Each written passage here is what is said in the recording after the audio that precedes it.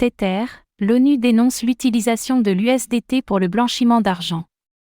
Un nouveau rapport de l'Organisation des Nations Unies, ONU, soulève des inquiétudes sur l'usage de l'USDT, le stablecoin de Tether dans le blanchiment d'argent.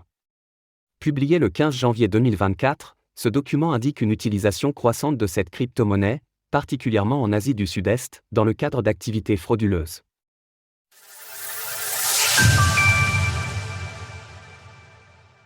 L'USDT serait l'outil ultime pour blanchir de l'argent.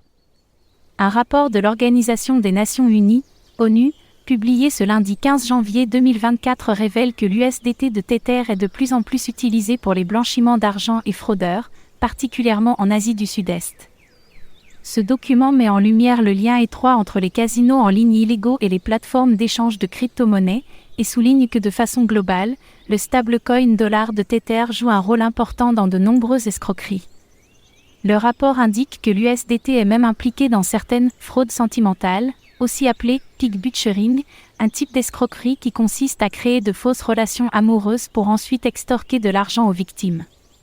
L'attrait de l'USDT pour mener ces escroqueries réside dans sa facilité de transfert et d'anonymisation via des mixeurs sur la blockchain, qui permettent de blanchir rapidement de grandes sommes d'argent dans des régions du monde où les plateformes d'échange sont peu ou pas réglementées. Contrairement à d'autres crypto-monnaies telles le Bitcoin, BTC ou l'Ether, ETH, l'USDT est doté d'une valeur plus stable, est compatible avec presque toutes les blockchains et bénéficie d'une liquidité élevée, facilitant son échange ou sa dissimulation par les criminels.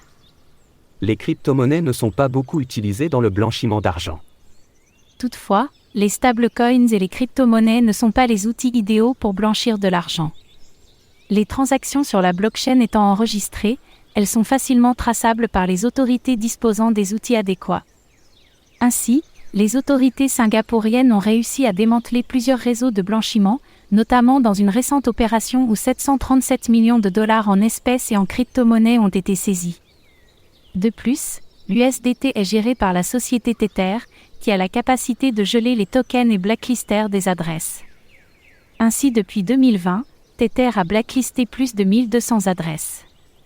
Selon le rapport de l'ONU, environ 17 milliards d'USDT ont été impliqués dans différentes activités criminelles, dont les échanges de devises clandestins et le commerce illégal de matières premières entre septembre 2022 et septembre 2023. Bien que plus importante, l'estimation de l'ONU semble correspondre aux estimations avancées par Chainalysis dans son rapport de 2022, qui évaluait à 15,8 milliards de dollars la somme de crypto-monnaies impliquées dans des activités illégales. Cependant, il est crucial de ne pas tirer de conclusions hâtives. Il serait incorrect de penser que les crypto-monnaies sont majoritairement utilisées par des criminels pour blanchir leur argent, alors qu'en réalité seulement 0,15% des transactions en crypto-monnaies sont réellement illicites. D'autre part, l'ONU estimait en 2009 que les activités criminelles impliquaient plus de 2000 milliards de dollars en monnaie fiduciaire chaque année, ce qui représente entre 2,3 et 5,5% du PIB mondial. Retrouvez toutes les actualités crypto sur le site cryptost.fr.